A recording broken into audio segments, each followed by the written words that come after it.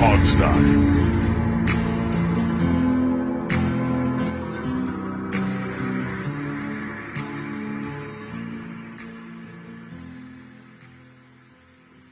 Hello, everybody, and welcome to the Hogstye. We are in the second round of the NFL playoffs. The first round was a little disappointing. I'm just going to put that out there right away. But we're going to talk about that. We're going to talk about the second round.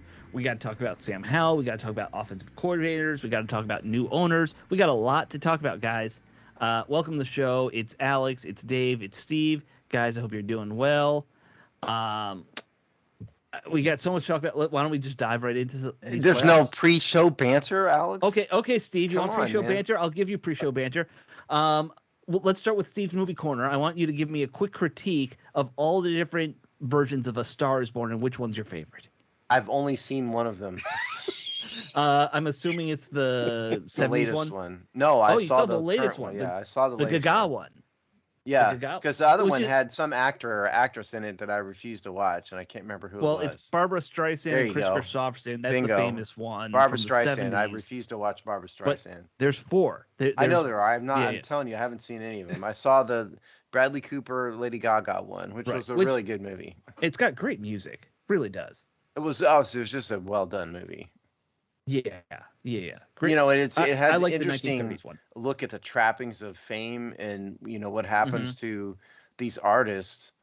You know, it was a pretty realistic, portrayal of someone who is sort of portrayed as like a 70s, rock, heavy country dude. And what happens when he gets hooked on drugs for, decades and he's a burnout and two people are going the other direction. I thought it was pretty fascinating character study, actually. Yeah. Well, all the versions of it, that's what the whole thing is. I think the first one's it's all Hollywood. It's not music singers, but yeah. I mean, the whole idea is this person's rising as somebody's falling. Yeah. Usually wife-husband duo. If this had been Hollywood, I wouldn't have watched it at all because I have no respect for Hollywood whatsoever. Well, it was 1930s Hollywood, Steve. It was different kind of Hollywood. Okay, well, very good. Never mind. It's when talkies became a thing. You know? And the other thing is, Bradley Cooper's a pretty darn good musician too. He's a very good everything. He's just good-looking guy. Sounds like he can somebody act. has a little man crush. Oh, I wish I could grow his facial hair. Is Matt Ioannidis not good enough for you? Bradley Cooper is Matt Ioannidis if Matt Ioannidis lost 200 pounds. All right. Why don't we get back on track? Okay. All right. Round one. I'll just wait until we got to the Marvel movies, but all right. I've never seen a single Marvel movie. Don't get me started. I have a whole other thing about comic book movies that I'm not even going to bother with.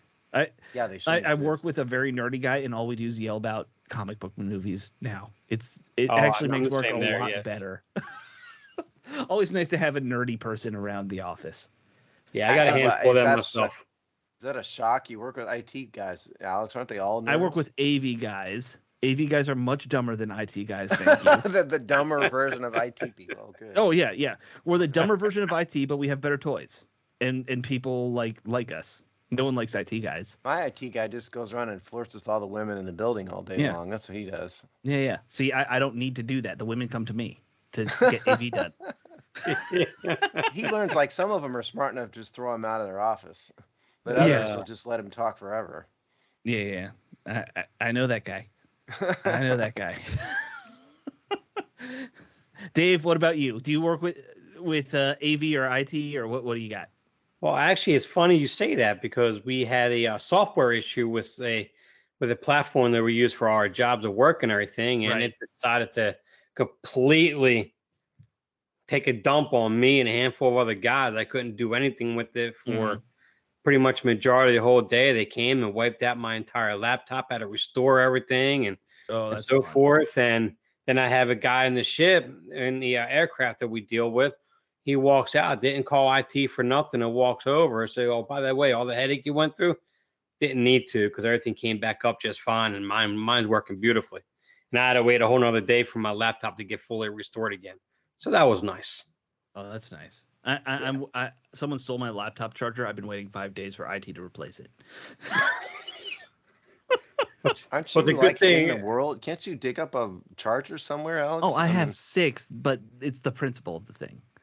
Okay. Yeah, that's true. Yeah. All right, let's get serious. You want to and die talk on about... that hill? Die on that hill, Alex. No, it's not me. It's literally me just sending emails out to be a jerk. It's not even dying on a That'd be hill. something you're good at. I'm very good at that. I know how to play the system. I've been in the system for 12 years now. Let's focus on these games. All right. Okay. Giants beat the Vikings. Dallas beats Tampa. Niners beat Seahawks. Jaguars beat the Chargers. Obviously, one of the craziest games of all playoff history. I'd like to point out something before you get too far down this rabbit hole. I was 6-0 in my predictions, my official published predictions. Oh, wow. And not only that, I was right on, basically dead on the final scores on 4 of them. Wow. So come to me for betting advice because I hit it exactly. See, you're not a gambler. Maybe you should be. Yeah. Maybe, yeah. You just put $1 on the game, see how you do. Yeah. Well, I know then I'd lose. That's the thing. Yeah, right. And okay, so last two, because these should be no surprise. Bills beat Dolphins. Bengals beat Ravens. The ones that I think were maybe upsets or at least interesting games. Giants beating the Vikings. Jaguars beating the Chargers. I think we should focus on those two games because let's be honest, the others were kind of predictable. That's how the score would turn out, right? Yes. Yeah. First off, I texted you guys this question. I want your opinion. Is it a bigger story, the collapse the Chargers had, or the comeback the Jaguars had? How do you guys kind of see that? Oh, it's a comeback for sure. I didn't know you texted us that question, but I did. Okay. Maybe I think I did. Well, you might have. Again, I had a tough day today. I think it was the comeback is the story. That's what you remember. Mm-hmm. Everybody remembers. Was it years ago? Was it Bills and Titans 20 years ago? Anyway, you see, I've forgotten it. But that is what's more impressive to me because teams collapse or die all the time.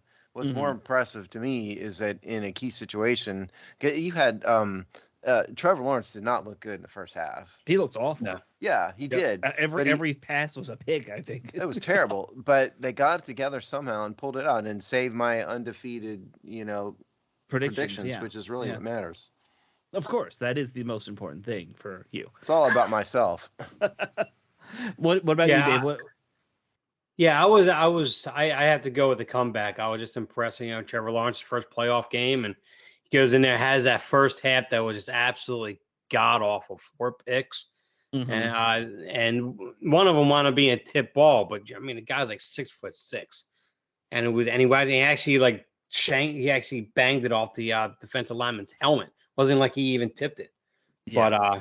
But no, I had to give that for that comeback. I think, in all intent and purposes, Jacksonville, most would say, probably didn't even belong in the playoffs.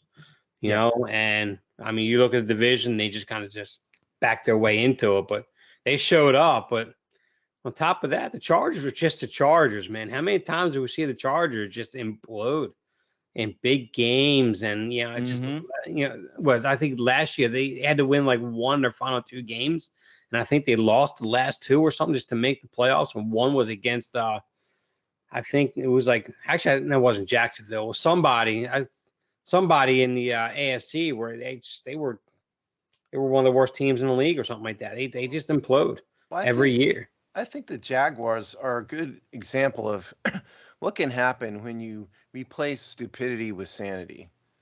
Because they had Trevor Lawrence was the highest rated pick in, basically since Andrew Luck, and then Peyton Manning before him. And they had the worst coach in the history of coaching there, Urban Meyer last year. It went off the rails like in 5 minutes. And all of a sudden, then they have a real coach. And look how quickly things changed. They were a train wreck. I mean, a train wreck before Trevor Lawrence got there. They were an even bigger train wreck when Urban Meyer was there.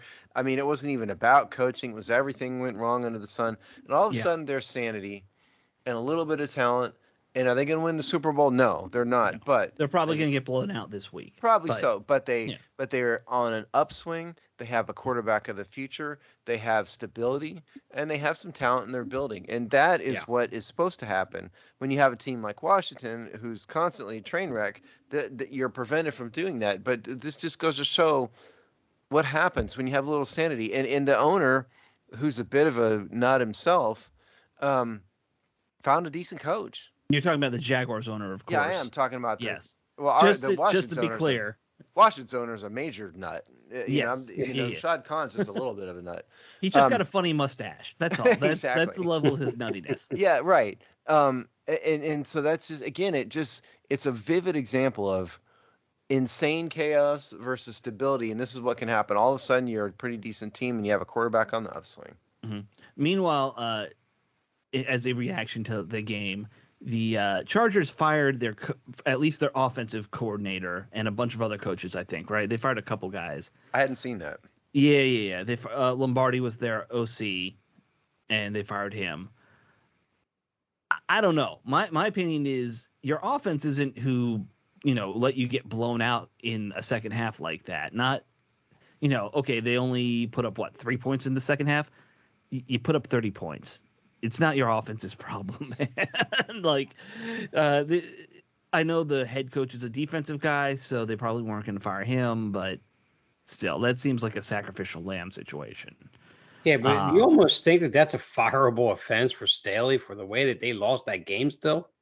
Oh, yeah, no, I would. No. It was just, one game is never a fireable offense for a coach. It's like one game, no. Yeah, but you have to, all that talent in that roster they've had, and Staley has struggled to get them in the playoffs. He gets them in the playoffs, and he gives up a 27-0 lead. He's a defensive coach, and his defense gave that up. But is it the player's fault or is it the coach's fault? I think any game plan that's not run like scared girls could keep a team from scoring 27 points. Whose fault really is it? It's execution, sure. Yeah, but I always tend to blame the players. At the end of the day, they're the ones that are on the field. If it's in the realm of reasonable, sure. Did they play a 1-10 defense? No. They were playing an NFL defense and they didn't cut it. So whose fault is that? The big problem with the Chargers in the second half, they weren't nearly as aggressive on their pass rush. They laid back more on more of a 2-deep zone, almost like a prevent type of defense. They were playing very conservative in the second half. That's coaching. You can execute that all you want, but when you give the underneath all to guys like Trevor Lawrence, when he has Etienne and Christian Kirk to throw to underneath all day.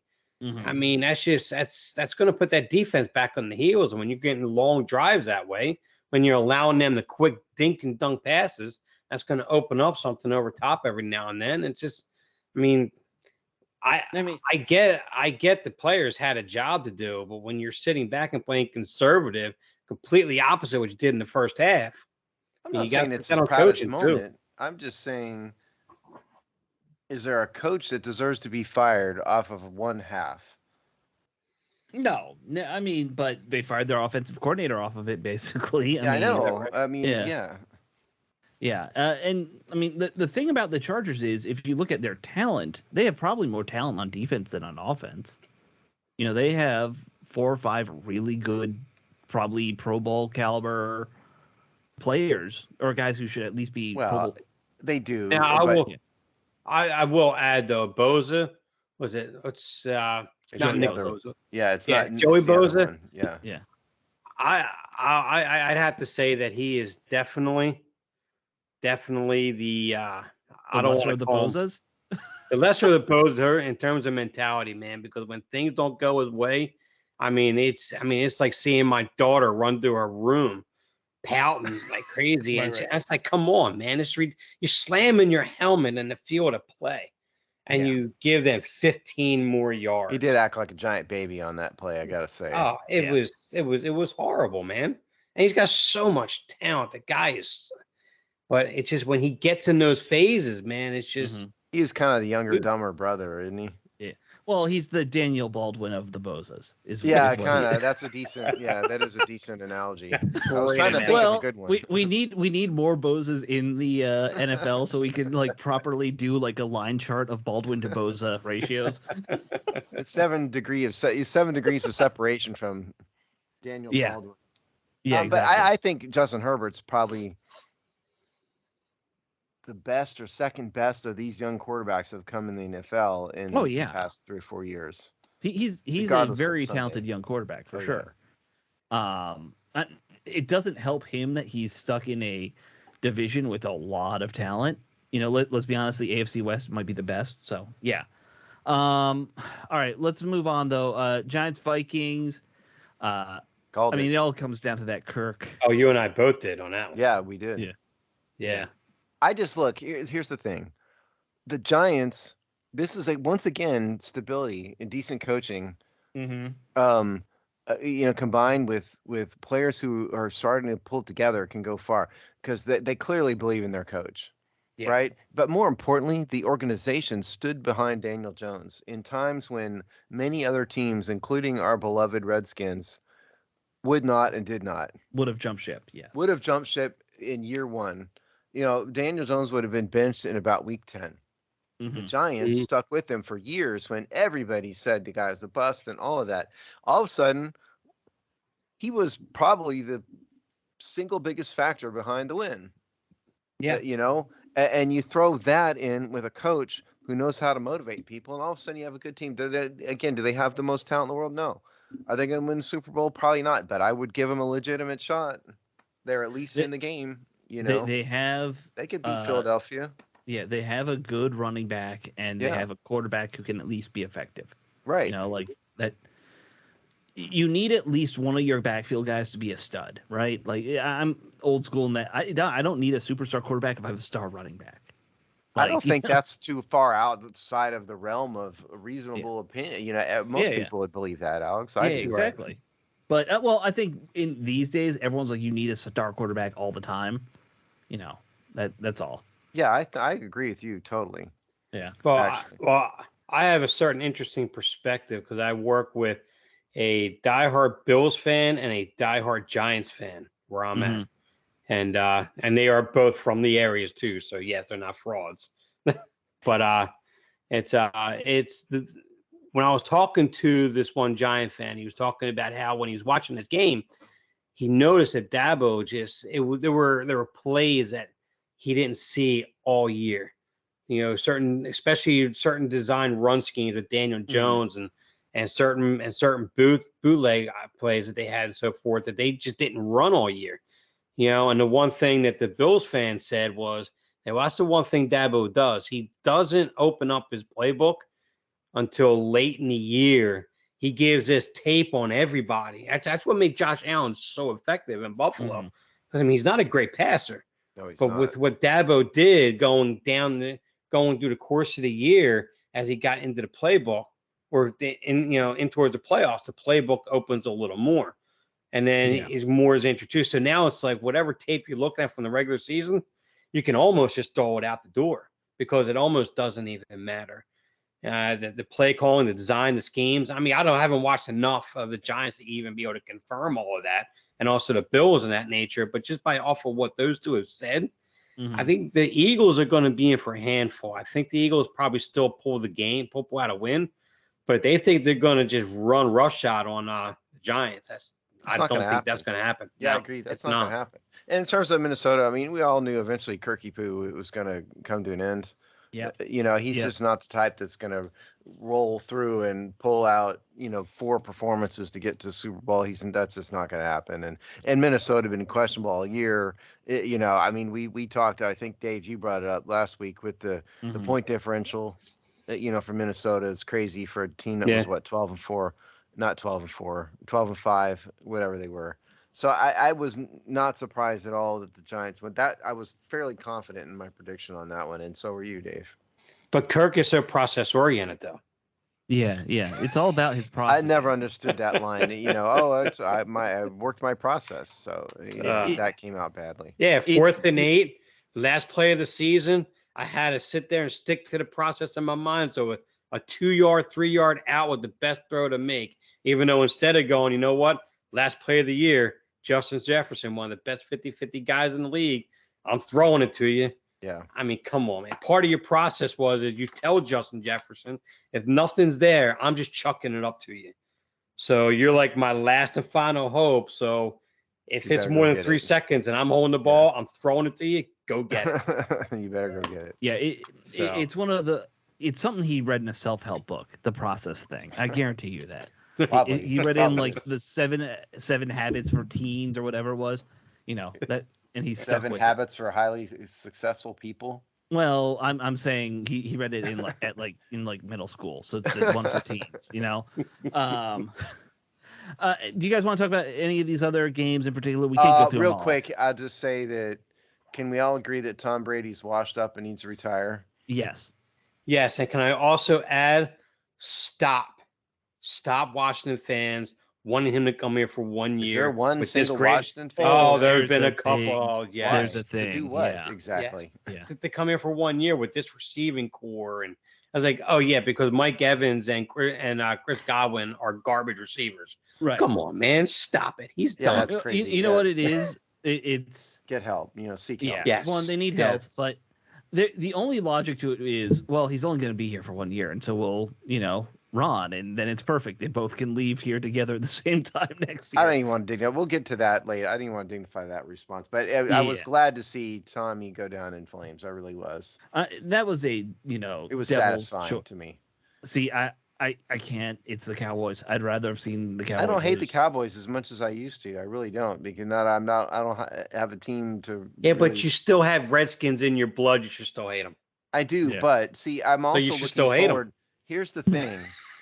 I'm looking for. They'll lose. They're not going to win the Super Bowl, and I'm really looking forward to whatever Stephen A. Smith does when that happens. That's true. And it's going to be sweeter if they win a game or two first. Sure, it'll be all the sweeter. So that's kind of, I'm looking. My office mate, a couple weeks ago said, we got to watch out for whatever Stephen A. does. So I'm kind of rooting for that. I'm rooting for him to lose in spectacular fashion so we can have a real good Stephen A. Smith moment.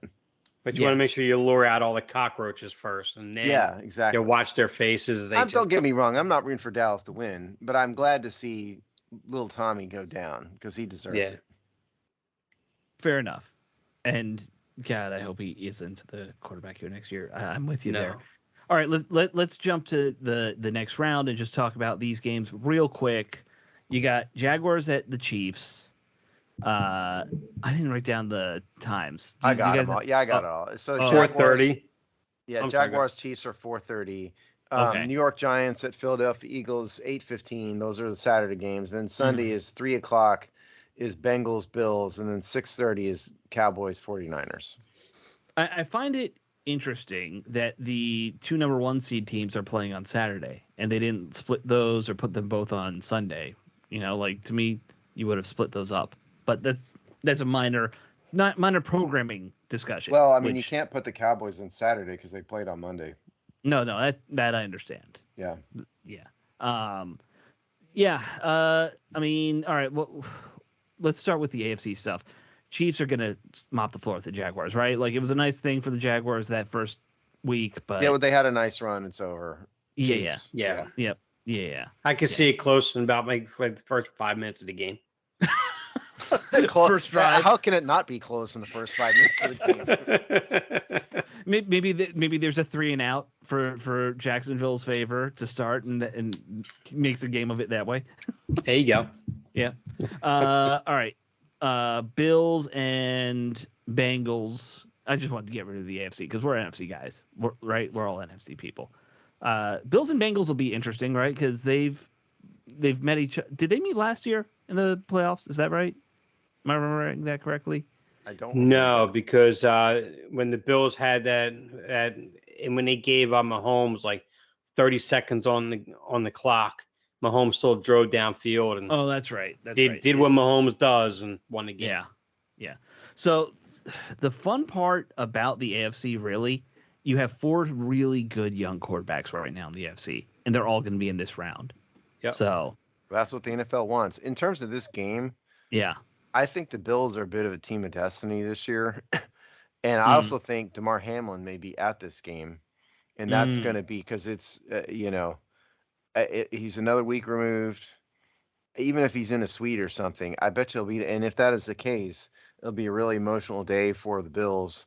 And I mean, Cincinnati's a good, solid team, but I just think it's too much for them. Their line's a mess. It is. Yeah. They were down to like 3 backups, and some dude that was selling hot dogs. They found the fattest guy in the stadium and just said, "Here, put on this jersey. Put down your hot dog." The guy cart. eating hot dogs. Yeah. Yeah, I think I'm with you, Steve. Bills probably take this one pretty easily overall. Maybe not a blowout, but they'll have a steady lead the whole way through, kind of thing. Yeah, I can see that. Yeah, I agree. Yep. All right. Niners versus Cowboys. What are you guys thinking? I think this game's over by halftime. Do you really? Really? I don't. I like Dallas' defense. They're going to put some pressure on Brock Purdy, but Brock Purdy, man, he just navigates a pocket better than most young quarterbacks I've seen in a long time. He's very fluid in the pocket, and I'm not saying this is the 1980 catch version here, but I don't know if you guys watched the play where Brock Purdy rolled out to the right, and then when he came out towards the sideline, he stopped, took a couple steps back, and the Cowboy and the defenders came right past him. He threw right to the corner of the end zone. I just saw in the back of my mind Montana against the Cowboys and Dwight Clark. Yeah, right there. And shame that Ayuk dropped it because it was just like, because it was almost a same identical thing that happened. I'm thinking, wow, this is almost just about as close to destiny as you can get. It was a great play. Crazy. Yes. This is the only game I have not written my prediction yet for, because I think this one's a bit of a tough one, because the Cowboys, when they're on, they're very Cowboys good. are a really good team. Yeah. They're not always on, though. They were horrible against Washington for pick your reason. Dak Prescott was terrible. And then they blow out the Buccaneers, the next week. And so it's a bit of a mess, with these guys. But the reason why I'm hung up on it is they really do have the defense to compete with the 49ers. Right. They really do. I think the thing that I'm held up on is so much the fact that is I can't remember the exact stat, but the Cowboys against top-ranked defenses have not scored more than 13 points all year. Oh, really? And that's been a big problem for them. And it was a stat like that I saw a few weeks ago. It was something along those lines. I wish I would have remembered to bring that up. But against playoff teams and against top-rated defenses, that offense just clams up. Yeah, I mean, at the end of the day, I got to go with San Francisco here. I mean, they've been more consistent. Their defense is just absolutely dominant. I think Dallas will play a decent game in this, so I think it'll be fairly close. Good game to watch, fun game to watch. But I think San Francisco. I think overall will be. I was only kidding about the over at halftime. I mean, I know you are. I mean, so my prediction would be San Francisco in a close game. Okay. I think we're all probably leaning San Francisco. I would rather see Dallas gone at this point. Yes. I don't need to see them in a championship game. And I definitely don't need to see two NFC East teams in a conference championship. No. I mean, look, we already know we're getting one from this last game. Yeah. Yes. And look, this is going to favor the Eagles, obviously, versus the Giants. But Steve, you made a great point. This one could be much closer than we all think. The Giants are playing good football. They're playing a sound formula here. This could be a very closely matched game. It's interesting. Both these teams offensively are similar in a lot of ways with the mobile quarterbacks and good running games. But I think the Eagles' passing weapons just are overwhelming. And that's what's going to kill the Giants in the end. They have so many good receiving targets. Yeah, I mean, this is going to be a close game. NFC East games usually are, at this level. But I think, Dave, you kind of said it right. They're a bit of a Cinderella. I think you said it. There's kind of a Cinderella team. I mean, I don't. They're not going to quit. It's going to be a close game. But at the end of the day, I think if Jalen Hurts really is healthy, then that's a big I think if. yeah, then I think the Eagles take it. I think Jalen Hurts is probably the X factor here. Yeah, So I think. See, I go back to their last game where the Giants were playing their second and third string guys. I mean, they really were not really playing. I mean, what some guy named Webb was their starting quarterback, and Barkley didn't play at all. Yeah. And the Eagles won 22-16. Eagles still had something to play for in that game, to secure the number one seed. And Hurst played the whole game. Brown didn't get over 100 yards. The defense did pretty well against that offense when you had still Lawrence and what's the other their other defense, Lawrence and Thibodeau. Oh, both of those guys. Yeah. Lawrence and Thibodeau weren't even on, weren't even suited for that game.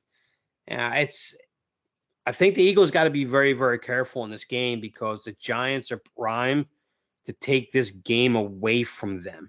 They really, really are. I still think the Eagles have a scare.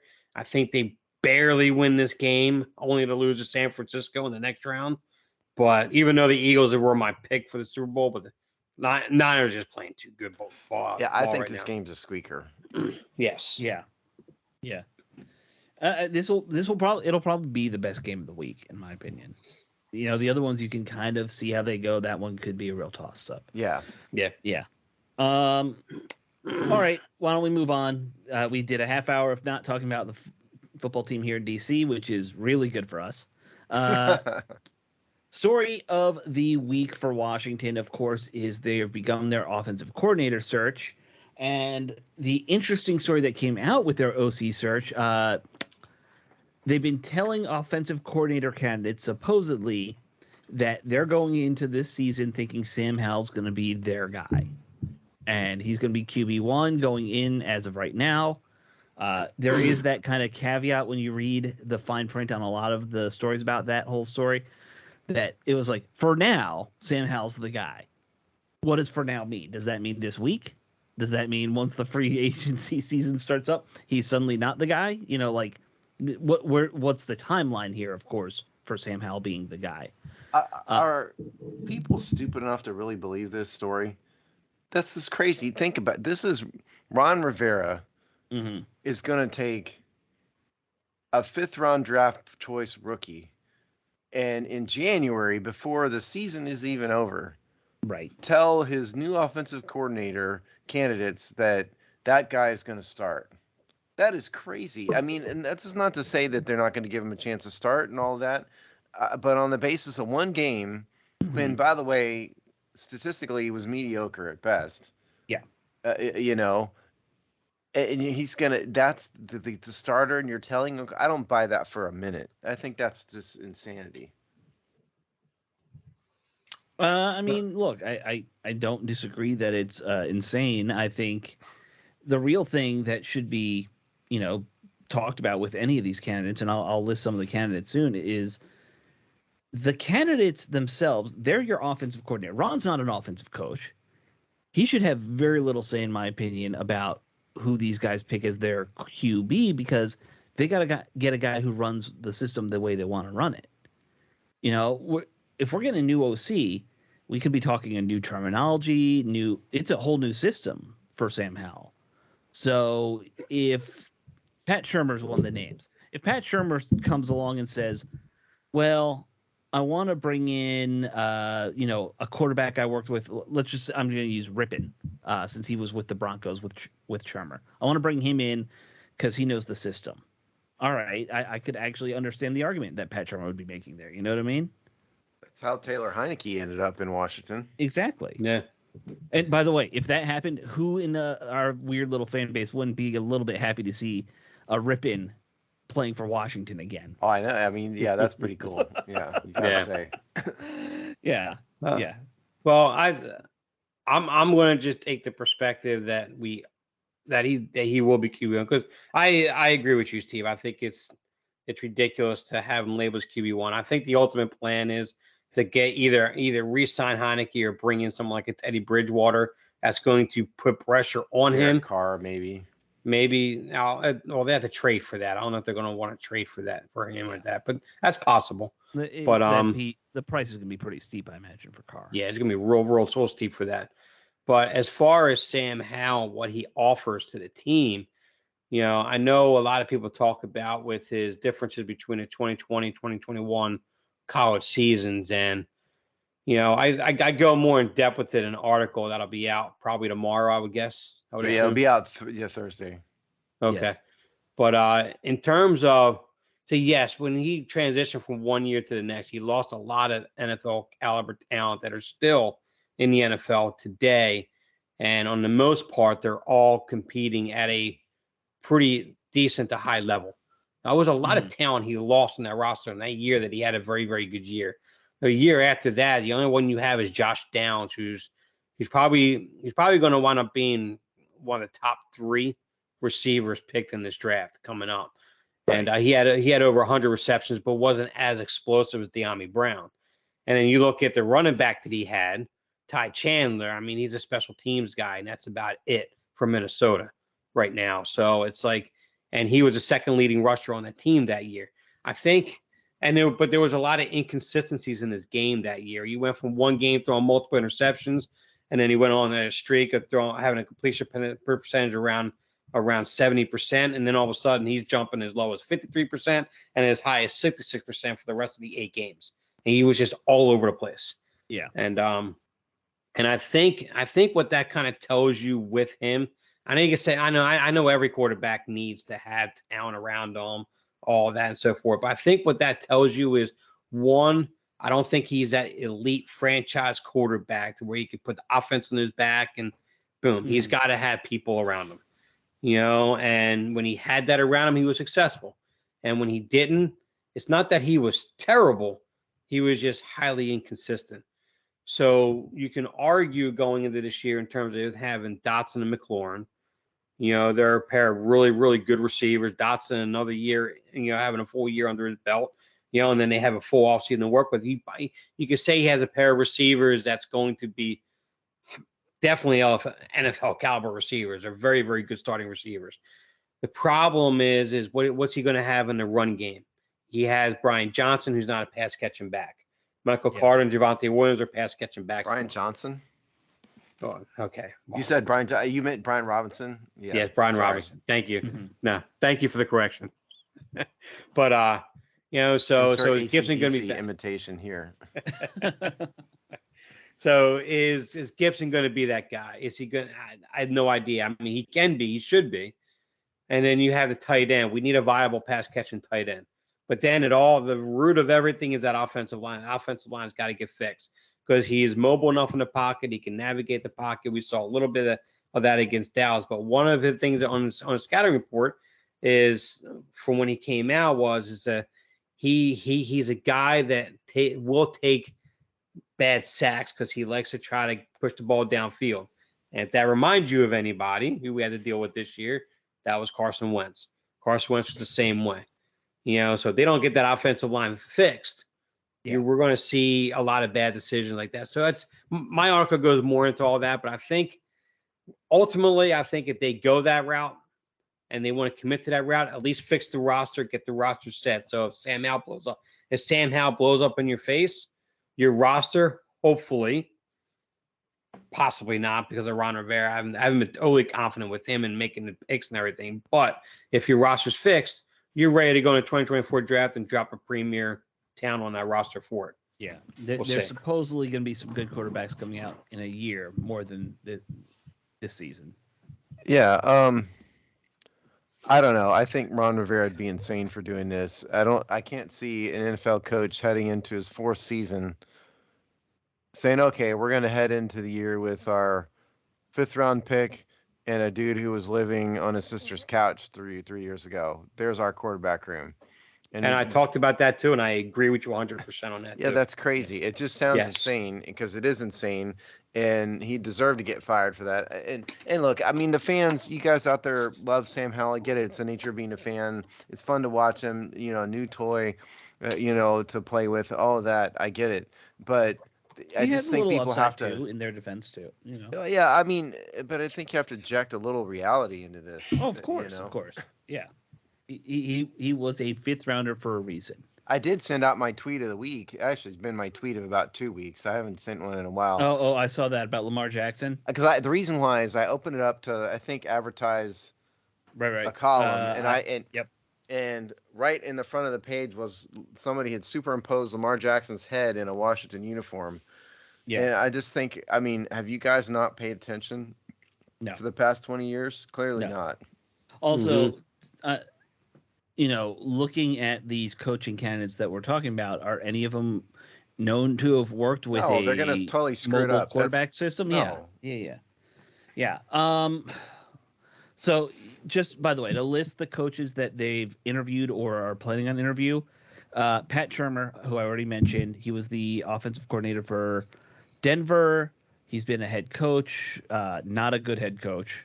I'll put that out. I think he's got a 280-something career record as a head coach. Right in, would he not? Yeah. Well, I mean, look, sometimes good OCs don't always make good coaches. I'll give him that in his defense. I'm just saying, losing record. I mean, come on. He can't. He might be the one guy whose career won't be ruined by coming to Washington. Yeah, he's been out of football for a year. He was with Denver in 2021, but he didn't coach at all last year. I know. I mean, because you got all these guys who come to Washington with grandeur, and they end up flaming. Mike Shanahan, Jay Gruden, Ron Rivera. And if you have a guy who's a loser to start with, there's nowhere to go but up. Maybe they should try that. Actually, Jay Gruden is a guy that I think would be perfect for Sam Howell. Oh, I think Jay Gruden would mesh well with Sam Howell. Yeah, but I also think that I'm sorry, am I in the twilight zone here? Jay Gruden was actually asked if he would come back here, and he said not until Dan's gone. Yeah, right. Yeah. Who could blame him? No, not at all. So they did interview Ken Zampese, who's already on the staff. He's the quarterback's coach here, which probably makes the most sense for Ron Rivera given the situation. But the one that came out today, I think in the last hour or two, was that they're going to be interviewing Charles London, who is the quarterback's coach right now for Atlanta, but his whole history he's been a running backs coach, which makes a lot of sense for Ron Rivera. I don't know why he became a quarterback's coach after being a running backs coach forever, but Atlanta, I guess, needed a quarterback's coach and just said, here, figure it out. So maybe that also explains why they had some issues at quarterback this year. I mean, I don't have too strong an opinion about any of these guys. Sure. Really. I mean, I think at the end of the day, these coaches, none of these schemes are all that different. No. Really, there's about 3 or 4 offenses, and that's what everybody runs. Unless you really go off the beaten path again, like Lamar Jackson has been. RG3 in the first year. Back then, that was different. But by and large, even then, everyone uses elements of that RPO game now, right? Yeah, but back then it was a bit out there, right? Right. So I don't know if you're not going to get like an innovator. Odds are certainly not in the 4th year of Ron Rivera's tenure. So to me, you got to get what I would look for is a coach who meshes well with the head coach. That's not to say a yes man, but people who work well together, who can motivate players and can teach them to execute. That's what I would look for. I don't know who that is, but that's what I would look for. Well, the one intriguing name that was out there originally, but he pulled his name out today was Darrell Bevel. Oh yeah. He was a guy that knows how to work with a quarterback in terms of Sam Howell's skill set, and he's a guy that brings the running game to an offense. And he knows how to utilize his quarterback's ability with his legs and so forth. He did that with Russell Wilson, and the running game Seattle had out there. Yeah. I mean, that would have been an intriguing fit right there. That's an interesting name, yeah. And by the way, I am officially throwing my name into the hat, into the ring. I have sent my resume on to Washington, so I'll keep everybody informed. How do you think you could work with that O-line, though? That would be the tough part. Honestly, I don't care so much about how they work with the quarterbacks. It's what are you doing about building an offense around. Well, you have a bunch of scrubs. I mean, you actually have to bring in players who are talented. Well, except for that Chris Paul kid. That's what I mean. He looks like he could be a pretty good talent. He looked pretty solid. Maybe. If I were Washington, I would draft 7 offensive linemen in this draft. That's what they need to do. Every pick will need to be an offensive lineman. Yeah. And I'm being facetious, but they need to focus on the offensive line. Actually, I'd probably move back a couple times, acquire more picks, and draft more offensive linemen. End up like 15 of them. Yeah. There you go. You should be able to find at least 4 good linemen then, in the draft. Just. Well, I mean, spoiler alert. So Friday we're gonna have the first edition of No One from Tampa's annual weekly draft roundup, and what he does is he will take all the mock drafts he can find and sort of combine them together to give everybody a sense of.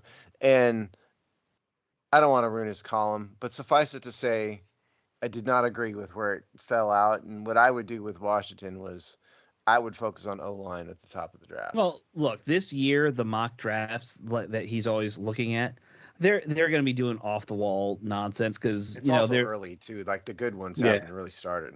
That's what I'm saying. Yeah, like more and more you'll have guys who are just like, well, I think this guy's the 15th or 16th best player, so Washington should just take it's a bunch of groupthink at that point, Yeah. There's always somebody who's like, they need a corner here, and it's like, no. I mean, like, no, they do not. we're not great at corner, but we don't need a corner. Like, this is not a priority for us. Well, they need Joey Porter to second. Yeah, exactly. That's what that's your boy. Yes. Oh, by the way, I believe London from Sandusky University. No, he's not. I was gonna say, I believe that London. Dave was a Penn State guy for a while. He worked for Bill O'Brien. I don't even recall that. He was I think he was like a quality control guy. He was a young, early career thing. But he's got that tie for you if he gets it. There you go. Just saying. I'm all in. Yeah. I think Dave may be dating Joey Porter next year. I mean, Alex has got Matt Ioannidis and Dave's got Joey Porter. Well, we got to make sure. I'm going to have to pick between him or Dotson, though. That's the only problem. See, you got to go with Dotson. Yeah, you're already friend zoned with Dotson, Dave. It's too late, okay? You're already in the friend zone with that one. To be fair, Dave's getting a Dotson jersey. I never got a Matt Ioannidis jersey. No, not getting. One. You had Matt. You were wearing Matt's shirt every night, Alex. You don't need a jersey. Buy a jersey. It's so big. It just fits. You're wearing it as a bathrobe. It goes to the floor. It's all right. So last thing we had on the official list, just an update on some rumors about the sale of the team. Dan Snyder is supposedly gotten 3 offers. I think we mentioned that last week. I can't remember if we mentioned the number of offers. I don't think we ever mentioned the number. And last week we talked about 5. I thought it was more than 3, Alex. I heard 3 initially. Well, last week we talked about it was like 5 offers, but there were like 1 or 2 that pulled out in that process. I think it is down to like around 3, maybe 4 or something like that. Yeah. And apparently the one thing I heard on the radio yesterday, which was wild, is that the $7 billion number is basically off the table. It was always high, remember? I mean, if you guys listen, It's Just Business. I never said it was going to be 7. No, I know you didn't, but a lot of people were saying people are idiots and don't know what they're talking about. They need to pay attention to people like me who actually knows this stuff. People like you who've actually been in these rooms, yes. Yeah, I know. I mean, 7's a lot. So it's more like 6.5 is what they're saying. Yeah, that was always kind of what I thought it would be. So I think Josh Harris is an interesting name. Yeah, he's the favorite now. What's interesting about him, as I know, I think he grew up in maybe Bethesda or somewhere in the DMV area. Yeah, he's a local. But now he owns the New Jersey Devils and the Philadelphia Flyers. No, Philadelphia 76ers. Sorry, Philadelphia 76ers. You can't own 2 teams from you're right. I just misspoke. Yeah. So that is interesting in that it's a bit of a case of divided attention and divided loyalties a little bit. Right. Now, that might not be a horrible thing with an owner to have the owner have something else to do, other than hang around the team all day. Because again, I've told you guys before, the owner I was in the building for was never ever there. I only laid eyes on him a couple times. He was never there. And that's what most billionaires are, And so if this guy Josh Harris is hanging around or has to run the New Jersey Devils and the 76ers, it may be okay if he puts the right people in place. Now, the flip side of that is neither one of those teams have a great track record of success, so maybe he's not a great owner. I mean, the 76ers have been doing pretty. How many championships have they won? No, I know, but they've how many getting NBA deep in the finals playoffs have they every gotten year. to? They've been getting into the playoffs every year at least. Well, every team gets into the playoffs in the. They've been doing more than just getting in. They've been one of in the last couple of years. They've been one of the top two teams in the East. But you're right. They haven't won anything significant. I get that. The Devils are second in their division right now too. Right. I just Googled that. But the one thing about Josh Harris, though, he's a complete opposite from Daniel Snyder is that he's a completely hands-off owner. Yeah, he puts his guys in place. 3 teams. Well, sure, but he puts his guys in place. Primarily, he picks like the top guy, which would be like your general manager, where you're your general manager, and he'll sit there and go get your guys, and that's pretty much what he does. He doesn't sit there and go, well, I want this coach in here, or I'm going to bring this coach in. Now I'm going to have the general manager. I'll bring the general manager in. He doesn't do all that, and he gives you time. He's patient with the process that we love to say up here in Philadelphia for the Sixers. So, but at least he's a hands-off guy. He's a pretty well-rounded guy. He's smart. So I think he'd definitely be a better owner than Dan Snyder. He may never get a championship for Washington, but in terms of how he runs an organization, 180. Well, and there's never been any allegations that I've ever heard in the New Jersey Devils or the 76ers of any nonsense going on, in the front office, and that's good. No. Yeah. And the Sixers have some of the best fan experiences at the stadium because of what they do for the fans at the stadium. So it's like there's no such thing as good Philadelphia fans, Dave. I'm talking about experience for what they offer to the fans. I'm not saying the fans react great. I was going to say, my first instinct is, do they shoot cheesesteaks out of a T-shirt cannon? Because that's what I would be doing if I was in Philadelphia.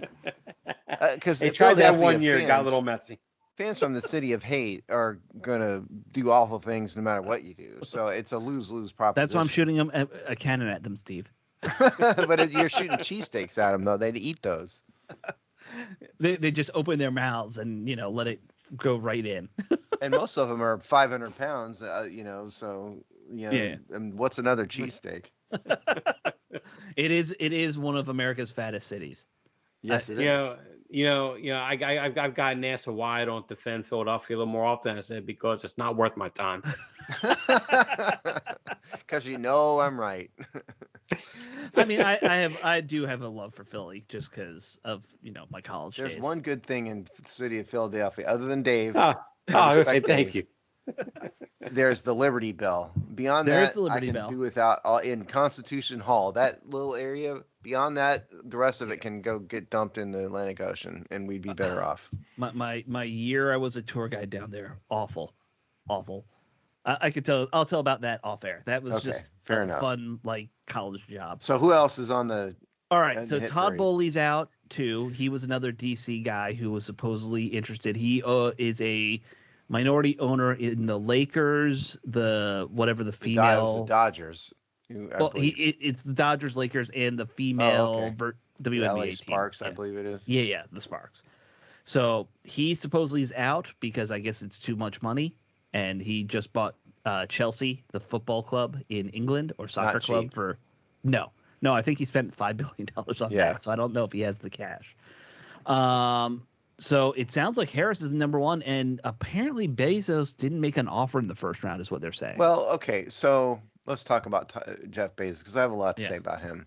Yeah. Number one, just because the guy didn't submit a bid doesn't mean he can't swoop in and do it later. This is not like a governmental bidding process here. Somebody swoops in with a ton of money. Bank of America's process doesn't go right out the window. So I wouldn't necessarily. I would just take that sort of with a grain of salt because he has enough money. He can just sort of sit back and decide. and see how it goes Right. and then swoop in at the end. So I wouldn't necessarily count him out. But here's the bigger issue. I have two big issues with Bezos. One, I think he'd be a lousy owner. Like I've said on this show before, he has a bad reputation in Amazon. He has a reputation as a bit of a tyrant. Amazon has a very, very, very high turnover rate in Seattle. I'm not talking about the distribution centers at the headquarters. Yeah, they have it's incredibly high turnover rate because it's a horrible place to work. And he's very distracted, and I think he would, because he's a bit of a celebrity owner. I think he would bring a lot of unwanted attention in that wouldn't be good for the team. So I actually think he'd be the worst of the choices. But here's the other thing. I think it's a bit of a conflict of interest for the NFL. Amazon just purchased the Thursday night package. Right. And now you're going to let the owner of Amazon, the founding owner and CEO of Amazon, you're going to let him own a team? Right. I just think that's bad juju all around, and I think people need to give up the dream. I don't know why he is a dream. He's a dream because he's a billionaire people can name. It's as simple as that. He's a dream because he's the richest billionaire. He's a dream because he's not Dan Snyder. Oh, that too. Well, I mean, we're not Dan Snyder. Someone give us money. I mean, that's not a good enough To be fair, reason. I think we could do a kick-ass job owning the. I do think we could. Yes. Somebody just needs to give us. I think the Hogside should buy the team. We just need to get somebody to fork over $6 billion. We have like $300 in our account, right? We could afford to mail the application in, perhaps, and that's about it. But it's so I really think there would be better owners than Jeff Bezos. And the other thing is, all his money doesn't mean a pile of dog do in a league that has a hard cap. Right. Well, the only thing is he can give guaranteed money if he wants, but every team can pull that off more or less. Yeah, I know. I'm just saying that's his only edge. I mean, you don't want a pauper, don't get me wrong, but a guy worth $200 billion is the same as a guy worth $10 billion or a guy worth $2 billion. He could also build a new stadium without blinking, probably. Yeah, but a lot of owners could do that. That's not unique. Yeah, I know. I'm just saying, like, those are, like, probably the minor advantages. Yeah, well, I don't think it's an advantage because, again, a lot of owners can build stadiums. And I saw Rick Snyder's thing I think Rick is wrong. Rick had a YouTube video about this I watched. He was talking about 4 or 5 billion. I don't think they're going to do that kind of development for this. Okay. No. I mean, that was SoFi was that much. But I really think they're talking about a slightly smaller scale than that, and you're talking a couple billion maybe at most. That's what I would foresee on it. And I think a lot of people could do that if they had a team in place. Like Dan Snyder couldn't, but an owner that has a reasonable business team with him could do that. Right. Anyone who's a reasonable person could develop the staff to help him get it done. I'm sure. Yeah, you kind of have to have real estate people around, but yeah. Right. Well, and you have to not be a loathsome person who loathsome little troll, but please credentials for training camp. The one thing I've heard people say about Bezos that I think is interesting is that there might be a hesitation by other owners to be like, well, it puts the league in a different stratosphere in terms of competition to have someone who's that much wealthier than all the other owners. So and there might be some truth to that. Well, there's also something to be said for getting out of the limelight a little bit. The league's already in a massive spotlight, but if you put Jeff Bezos there, all of a sudden that's another level of international, spotlight and governmental, because Bezos has also been political. Oh yeah. Very much so, yeah. Yeah, and that's not necessarily a good thing when you're talking about a league that's trying to appeal to everybody, and he would turn people off. I just really think that all these other guys we named, Harris, what's the other guy who pulled out Boley, any of those guys would be better than Bezos. Yeah. So those were the updates that came out this week. We'll see if Bezos does jump back in, because it sure seemed like they were lining up their ducks for him to at least make a bid. But it could also be this rumor that Dan Snyder said he won't sell to Bezos no matter what. Maybe he's not going to sell to anybody. Maybe he still wants to find a minority shareholder to raise some cash. Could be. Well, there's also one aspect where I saw that where he apparently might want to just stay on as a minority owner. That is a horrible idea. Yeah. But So, and I don't think Dan Snyder's narcissism would allow him to do that either. I agree. Oh, I sure. agree. He wants to take you'd his be money happy and just to hang out there for 25%? no, I do not. And I don't think his ego would allow that. And because he'd No. play second fiddle in a team where he's been the little tiny tyrant forever. I think he wants to take his millions and move to the red light district in Amsterdam. That's what I think. I think he would create his own red light district with how much money he's going to have. Yeah, no kidding. Yeah, he'll build a second boat that's just going to be all red. It's going to be painted red and have only red lights. The funniest thing again is going to be when he finds like some Saudi Arabian oil sheik to come in and buy 40% of this thing and proceed on. Yeah. Oh, and everything burns down at that point. Oh, it would. That would be. Yeah. Yeah, that would be. Yeah. That would be the end. I'd probably throw away my $200 deposit and say no thanks for season tickets then. Yep. I wouldn't. Oh, I forgot. Yeah, you did. You signed up, didn't you, boy? Yes. Yes, Yep. I did. I was thinking the other day, what would it take for me to be a fan again? What really would it take? It'd definitely have to be Dan Snyder gone. Snyder gone. You would probably want a better name. The name would have to change. Yeah. And they'd have to show a little bit of respect for the past and respect for the fans. Yeah. If you did all that. I assume you'd want to see Jason Wright out too. Yeah, Jason Wright would have to go. Yeah, but I think because no matter what. I think with the level of fan that you were, you're very similar to how I was. And you would almost have to disconnect yourself from the past to whatever current name they'd have. Because it was so hard. No. So hard for me to be able to bring the two together. That's why I treat them now as more of an expansion team and just loosely tied. Well, they are. I mean, I've used that term too. But the only way I would really come back is you'd have to tie it to the past. Otherwise, there's no reason for me to root for a team in DC, you know. Sure. Well, one of the last things that kept me was just the colors. Burgundy and gold was one of my favorite color schemes. But now the colors are all black and all white for games. Yeah, so we're knockoff Steelers. That's okay. Yeah, it's the Walmart version of the Pittsburgh Steelers. It really is. Yeah. Actually, I'd probably say Kmart version. I'd probably say Kmart version. Yeah, that's not. Yeah, does Kmart even exist anymore? No, that's pretty much gone. One of the last stores closed by me. Was it a little over a year ago? 2 years ago, I guess. Good riddance. So, yeah. Kmart, it was the so you're not classy to shop at Walmart. Exactly. Okay, so let's finish up because we're out of time. Yeah, let's finish up with this. One, three questions.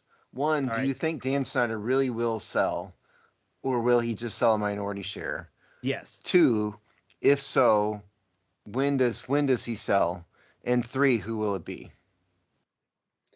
I say he'll sell. It will be the full thing, but it might be one of those gradual, like, the new guy buys 50% this year and get, the rest down the line kind of thing, just, because the money that's involved. And it'll be approved in March at the March meetings. I think if they're trying to get rid of him, it'll be that fast. And then I'll just go with Harris since right now they're saying he's the favorite. I have no idea. We don't have any inside info as to what any of these bids are. Right. Okay.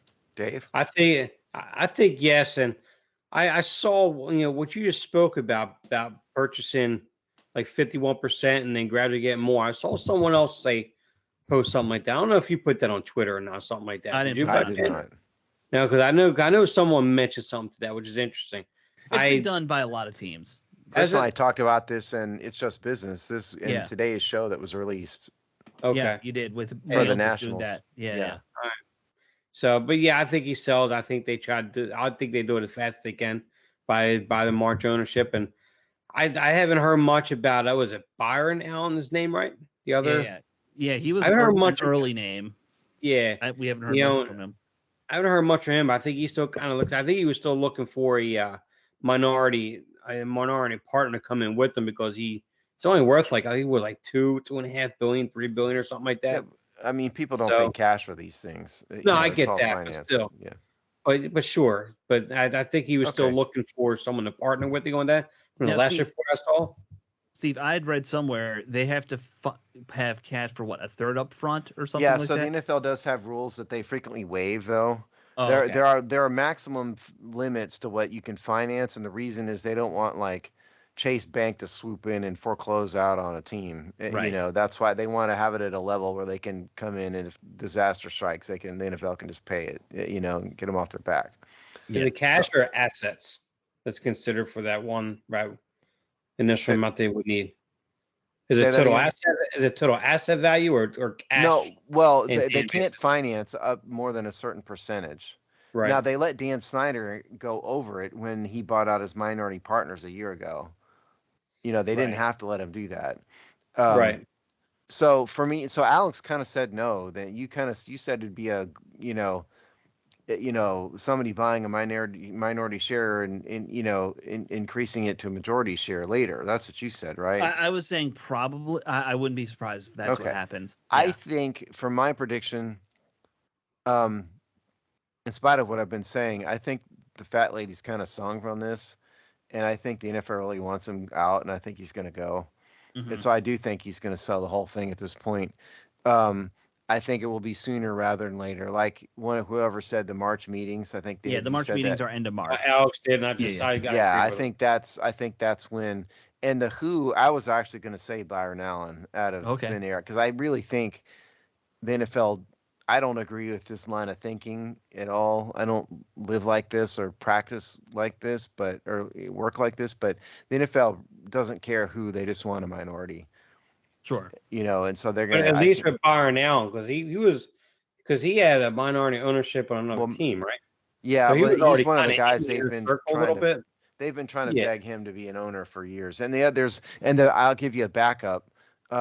Clear Lake Capital, which has got two I believe one Indian, I believe, but not African American, but minorities. So there's a backup name for you. Yeah. And Clear Lake is the Red Sox too, right? Yeah. Yeah.